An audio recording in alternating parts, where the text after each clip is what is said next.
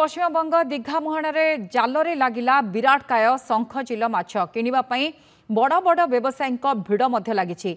ए माछरे अनेक औषधीय गुण थिबारु यार मूल्य मध्य अधिक रही।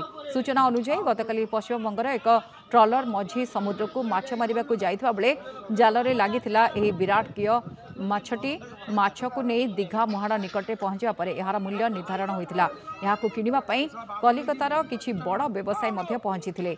ए माछर विभिन्न अंश औषध तैयारी रे व्यवहृत हुए सेथिपई एहा अधिक मूल्य रे बिक्री होइतबा जणा पड़िछि।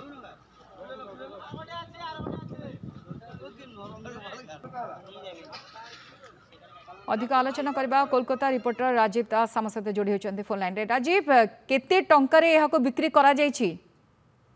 देखो गायत्री जी कहवा कि राज्य पश्चिमबंगर पूर्व मेदिनीपुर जिला स्थित दीघा मुहाण आज एक शंखचिल माछ आपको धरा पड़ा जार ओजन 2 क्विंटाल 70 किलो होता है। जो दीघा बजार अणा जाता से कोलकातार किसी व्यवसायी माछ किनी कारण कि माछर विदेशी जो मेडिसिन कंपनी अच्छी से मेडिसिन कंपनी यहाँ किणी नहीं विभिन्न प्रकार औषधि तैयारी करती। जी कहवा कि माछर पाखापाखि जी कहवा कि 3 लाख टंका उपर माछ बर्तमान सूत्र जना पड़ी कि 3 लाख टंका उपरे माछ बर्तमान बिक्री होइछि एवं से माछ बर्तमान दीघारे अच्छे और दीघारू कोलकाता आज आसब। गायत्री राजीव किंतु यार अनेक औषधीय गुण जो यार रेट अधिक ना प्राय जो शंखचिल माछ गुड़िक आकार अनुसार तार रेट निर्धारण होता है?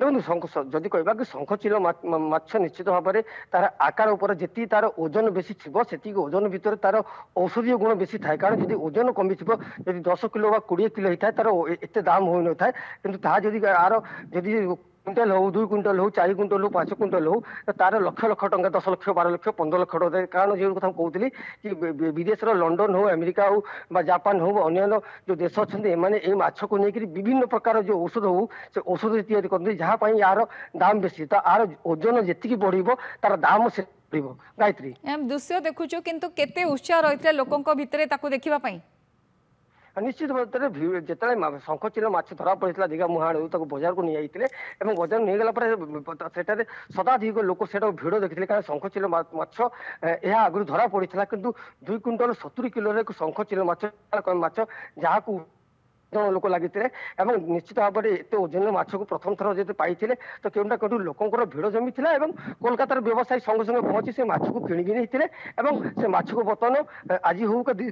दिन हो 5 दिन पर आपण विदेश रप्तानी हम औषध गुण पाई। गायत्री बहुत बहुत धन्यवाद। राजीव दास कोलकाता रिपोर्टर आप दृश्य देखुले शंखचिल माछर।